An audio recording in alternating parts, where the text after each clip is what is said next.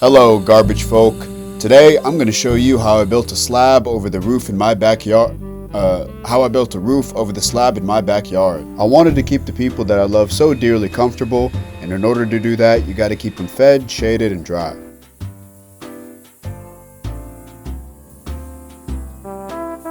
The first decision that I had to make was whether I was going to set the posts on top of the slab or if I was going to cut into the slab and pour footers. And as you can see, I did decide to go with option number 2, mostly because when I looked under the corners of the slab, I could see a little bit of space between the concrete and the dirt.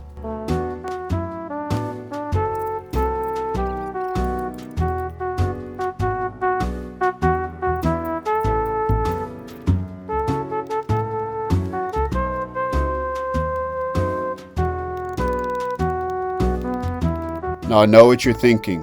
This formwork? Dog shit. I know, you're exactly right. Look at me holding the level as if I didn't immediately move the piece of wood afterwards. And look at that steak.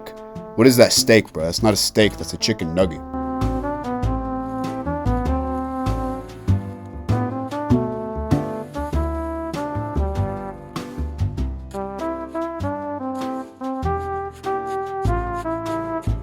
This is my sister Neda. She also owns this house along with me. She's a civil engineer, a great artist, and all around a good egg. Here I'm marking exactly where the posts and the brackets are going to sit, and then drilling the hole all the way through the 4-inch slab for the anchor bolt.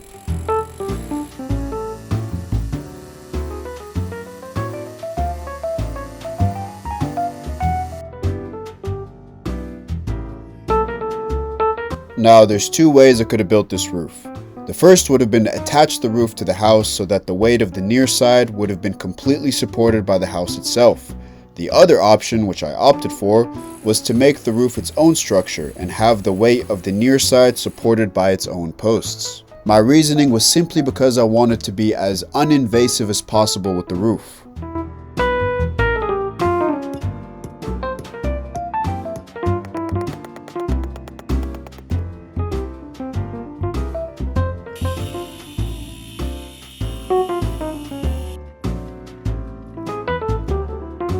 Let me rant for a second. I love my house. It's 70 years old, it's got character and it's unique. It's also small, which honestly I appreciate. You can grow desensitized to your space if you've got unnecessary amounts of it. So why are all new houses being built so large, bland, and boring? Minimalism sucks. Bring back character.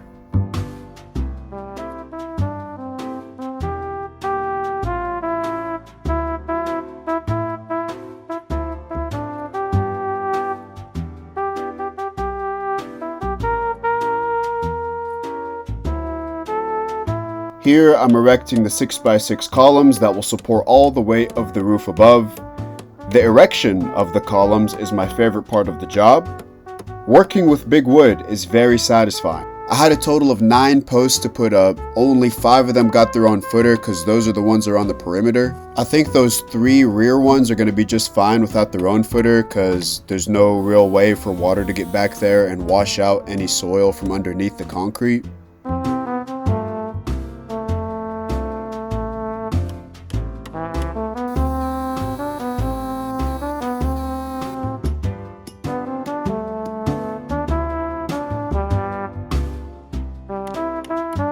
I do plan on extending the slab off to the right in front of the landing right there in front of the stairs and have that part not be covered by the roof for more roofless activities like grilling or chilling in a kiddie pool with the homies or shooting guns in the air.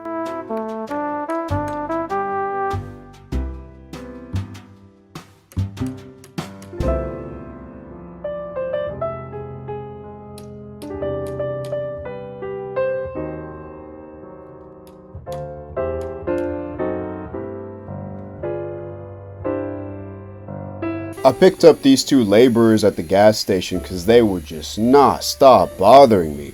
And then they charged me an arm and a leg for elevated stability and supportive company. But they're who I got the arm and the leg from in the first place back in '99, so I guess we're even.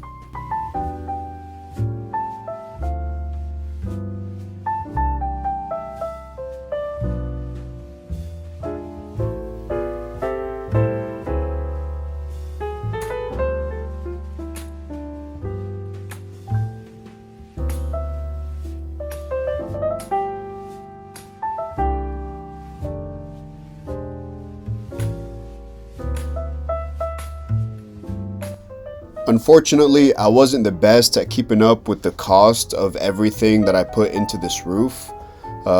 It did take over a month to complete the whole thing, which it really shouldn't have, but it was during Christmas time. We went on trips and I had other work to do and this and that, keep coming in and out. That's why as the video goes along, my hairline gets farther back because of the amount of time that's passed.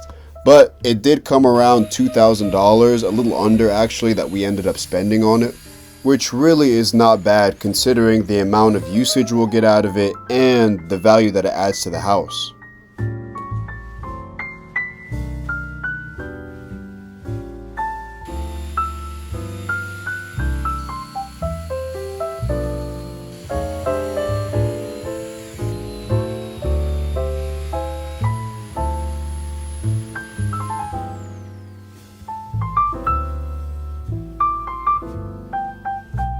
So I know that I did say I was going to keep the structure of the roof separate from the house, but for some extra stability, I did go ahead and throw some anchor bolts through the posts into the brick of the house.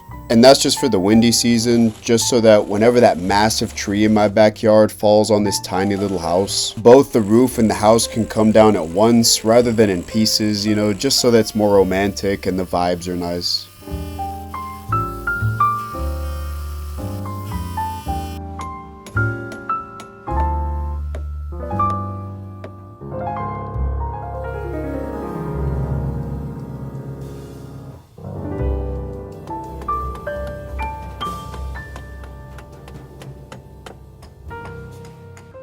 So I gotta skip these guys right here because of these guys right here, because I want to be able to walk for the rest of my life.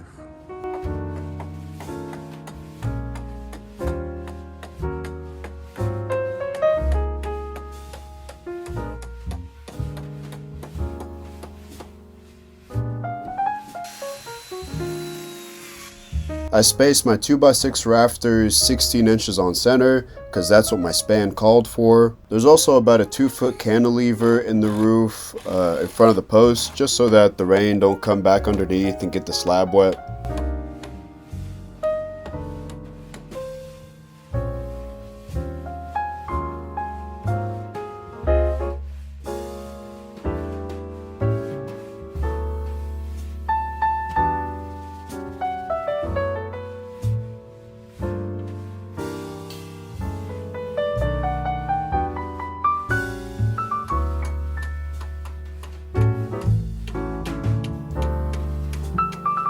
I got real excited here because it's really starting to take shape. What I'm doing is making a plumb cut on the end of each rafter so that when the fascia board eventually goes onto the face there, the water can drip straight down.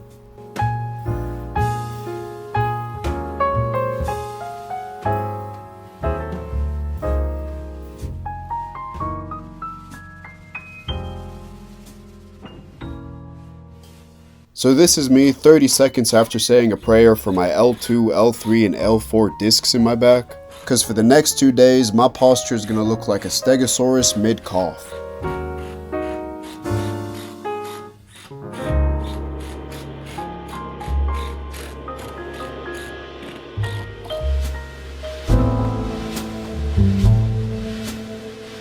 Check out Pops' 6 cinematic shots here. I had to edit out his unflattering finding of the camera, the man bending over, looking directly at the camera, and figuring out that it's on. Man, it was hilarious. As his son, it was very, very funny.